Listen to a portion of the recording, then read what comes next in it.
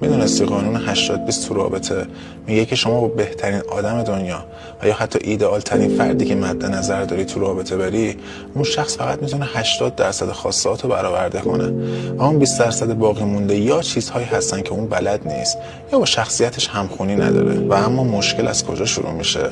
اینکه شما وقتی روی اون 20% خالی تمرکز کنی، یه نفر پیدا میشه که اون 20% رو داره و تازه از اینجا داستانت شروع میشه. مثلا شما تو رابطه‌ای هستی که طرف مهربونه، وفاداره و امنه، اما زیاد شوخ طبع نیست.